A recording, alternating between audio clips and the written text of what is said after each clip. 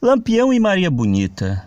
Quem nunca ouviu falar da história do casal mais temido do sertão nordestino durante o período da República Velha e ali durante o governo de Getúlio Vargas? Na verdade, eu quero aqui falar justamente quem foi Lampião, quem foi Maria Bonita, o que Lampião e Maria Bonita fizeram que aterrorizaram o Nordeste?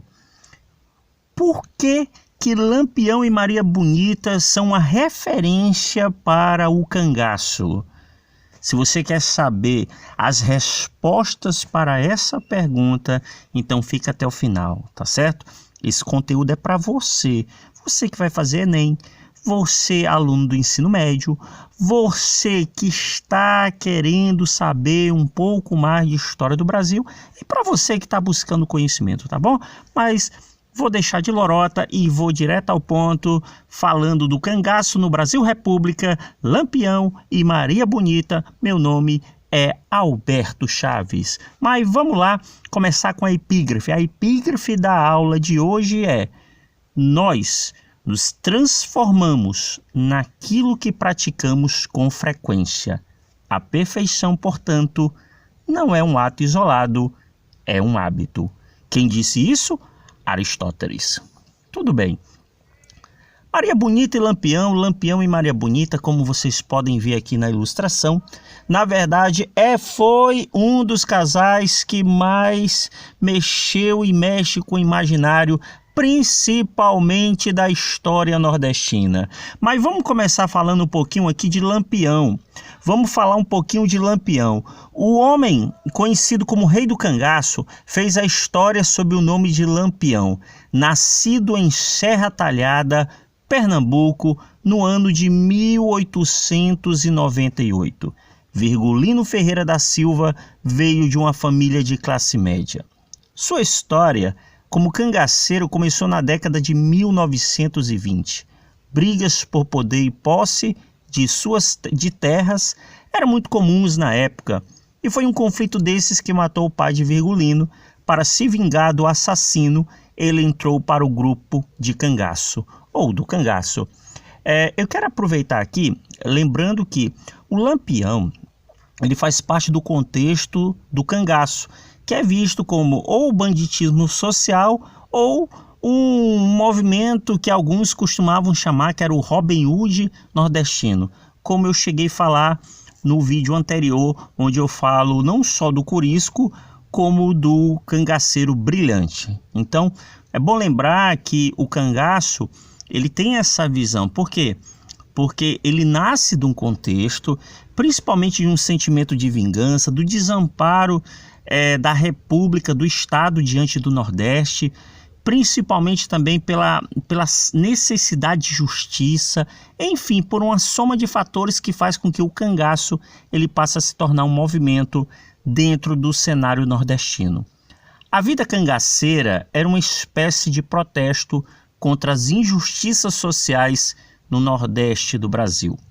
No entanto, existiam dois tipos de cangaceiro: os apadrinhados por políticos e latifundiários, que tinham proteção mediante serviço prestado, e aqueles que eram conhecidos como bandidos. Então, é bom lembrar que existiam então aí dois tipos de cangaceiros: os apadrinhados políticos e latifundiários, que eram aqueles que faziam acordos com alguns coronéis, com alguns políticos, que recebiam alguns benefícios, justamente aqueles que estavam mais voltados para a sua riqueza pessoal, e aqueles que eram conhecidos como bandidos, aqueles que não se alinhavam com ninguém e aqueles que estavam sendo constantemente confrontando o Estado brasileiro, o regime republicano, fazendo assaltos, colocando terror.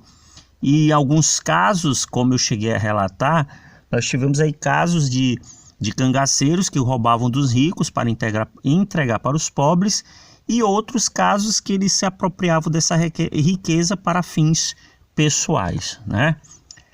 Vamos lá, continuando sobre o Lampião. Virgulino Ferreira da Silva, o Lampião, fazia parte da segunda categoria, ou seja, os que estavam insatisfeitos com o poderio de terras está nas mãos de poucos. Por ser muito inteligente e estrategista, logo ele se tornou líder do seu bando. Então, o Lampião ele fazia parte daquilo que nós chamamos de banditismo, né?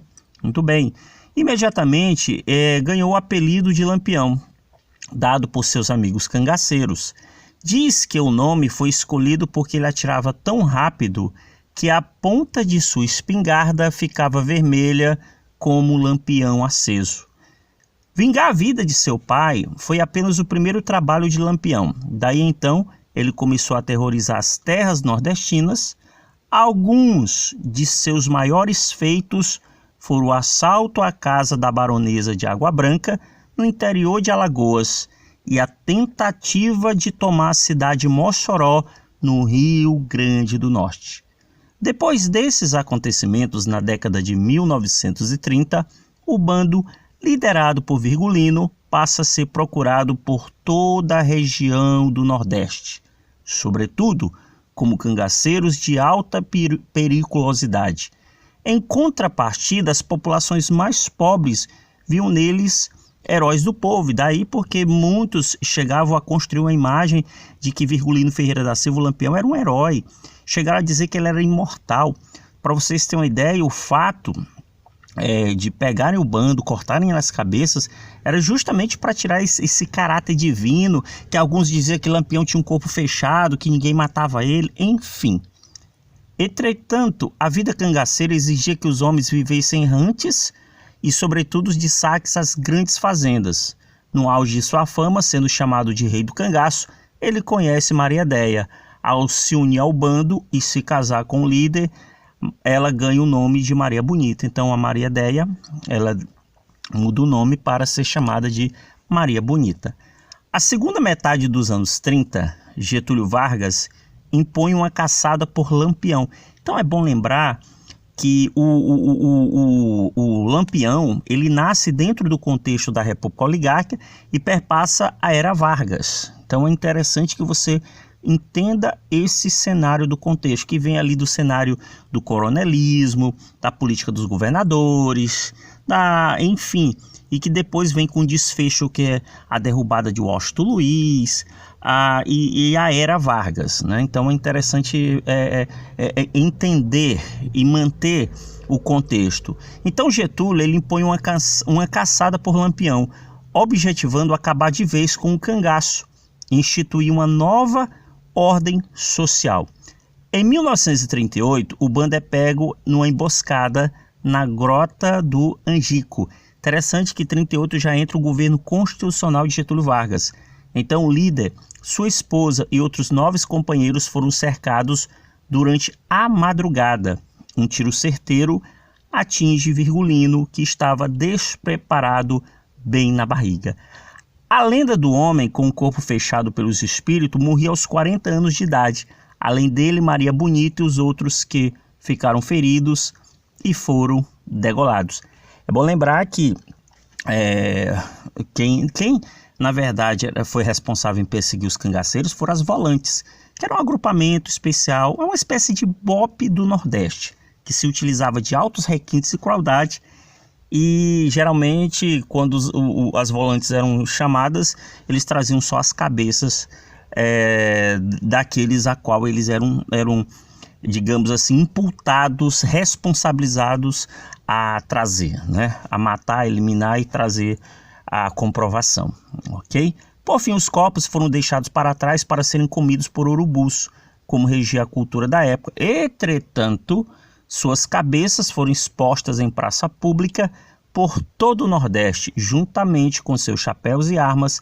Dessa maneira, as pessoas veriam que era o fim daqueles que se dedicavam suas vidas no cangaço. Por que eles fizeram isso que vocês estão vendo aí? Essa foto muito, me perdoe a foto, me perdoe a ilustração, uma imagem muito forte, mas é para que vocês entendam. Então, a cabeça do bando, eles foram decapitados e expostos em vários lugares para mostrar que o bando já tinha sido destruído, que Virgulino Ferreira e seu bando não tinham corpo fechado, que eles não eram imortais, enfim. Está aqui você pode observar aqui essa primeira cabeça que é de Lampião. Se você observar à esquerda, está escrito aí, ó, tem a numeração nas escadas e a referência de cada líder do bando, né? Como você pode ver, uma cena extremamente forte. A cabeça justamente do bando, com seus pertences, enfim. Nesse momento aí, o bando, o cangaço de Virgulino Ferreira da Silva era posto ao fim, ok? Maria Bonita, que foi sua parceira, como vocês podem observar aqui nessa ilustração, ela esteve sempre ao lado de Virgulino Ferreira da Silva. Mas quem foi Maria Bonita? Caso você trombasse com Maria Bonita entre os anos de 1930 e 1940, enquanto ela perambulava pelo sertão nordestino ao lado de Lampião, você teria uma imagem diferente da que imagina hoje. Dezenas de retratos da cangaceira foram pintados através do tempo. Mas qual é o real? Maria de Déia, ou a Maria Déia, como era conhecida ainda em vida, recebeu muitos vocativos. Entre eles, transgressora, empoderada. Realmente ela fugiu ao padrão de sua época e quebrou diversas barreiras ao acompanhar Lampião e seu bando. Para começar, ela era casada quando conheceu o cangaceiro. Esposou-se com 15 anos com um primo sapateiro e em pouco tempo ficou frustrada com sua relação e um dia, quando Lampião visitou a casa de sua mãe, viu a chance de ficar com um homem internacionalmente famoso. Até começar a namorar com ele, em 1929, Maria de Déia era uma dona de casa, cozinhava, bordava, lavava. Deixou essa vida para trás e em 1930 se tornou a primeira mulher da história do Brasil a viver como cangaceira. Olha aí que história fantástica, né? Maria de Déia vivia com diversas joias, as mais caras do sertão, todas roubadas por Lampião. Em uma mão carregava anéis em todos os dedos, na outra empunhava um Colt calibre 38. Seu punhal de estimação tinha 32 centímetros e era feito de prata, marfim e ônix. Ao mesmo tempo em que usava uma loção francesa para se perfumar, a mesma que Lampião, exibia um binóculo alemão e espionava as cidades para seu bando. De vez em quando trazia pessoas para o cangaço. Diferentemente das outras mulheres do bando, de forma empoderada, Maria Bonita decidiu por vontade própria entrar para o cangaço e acompanhar o cotidiano de Lampião. No entanto, assim como as outras figuras femininas, teve de entregar sua única filha expedita para um fazendeiro em 1931. Mas não pense que por ter sido empoderada no começo, Maria tinha um espírito feminista. Longe disso. Além de ajudar a torturar as vítimas de seu companheiro, por vezes ela arrancava os brincos das mulheres até rasgar seus lóbulos. Ela apoiava fortemente o assassinato, o assassinato de mulheres adúlteras. Maria Bonita, de fato, impediu que Lampião matasse muita gente, mas também teve seu saldo quando as contas chegaram. Dona de uma risada alta, odiada por Dadá, sua eterna rival, a cangaceira vivia sobre as regras do sertão nordestino. Em um dia, usava seda e joias delicadas, no outro, para andar pelas terras, usava as botas de peles de animais. O grupo funcionava com uma lógica de divisão de tarefas, ao contrário de sua vida de dona de casa. No cangaço, costurar, lavar e cozinhar era obrigação de todos, fossem homens ou mulheres. Isso aqui, inclusive, ela mexe muito com a estrutura patriarcal da história do Brasil, não é verdade? Mesmo assim, via a diferença entre os sexos quando o assunto era brilhar no cangaço. Por mais que possuísse suas armas e suas habilidades, Maria de Déia viu o resto das mulheres mal encostando em armas. Naquela narrativa, as cangaceiras eram coadjuvantes, mal sabiam atirar. Quem fazia sucesso e aparecia em capas de jornais eram os homens. A diferença entre os gêneros, entretanto, não impediu que Maria de Déia fosse morta de forma fria e impiedosa. Assim como todos os outros cangaceiros, viu de perto com 28 anos o dia em que o bando de Lampião foi dizimado em uma emboscada policial. No dia 28 de julho de 1938, o dia estava começando. Os cangaceiros acordavam. O cheiro de café pairava no ar. De repente, enquanto seguravam a bacia em suas mãos, Maria Bonita foi atingida por uma bala no abdômen. Caída no chão, agonizando, assistiu de camarote quando um soldado degolou seu marido para em seguida ter o mesmo fim. Seu corpo, no entanto, teve outro destino. Enquanto as cabeças dos 11 cangaceiros, incluída a dela, foram depois expostas ao público, em Maceió, o corpo de Maria Bonita foi abandonado com as pernas abertas e um pedaço de madeira enfiado na vagina. Foi aí, depois de sua morte, que Maria de Déia recebeu outro apelido. Seu nome, que antes era uma referência à sua mãe, chamada Déia, passou a ser outro. Nasceu então Maria Bonita.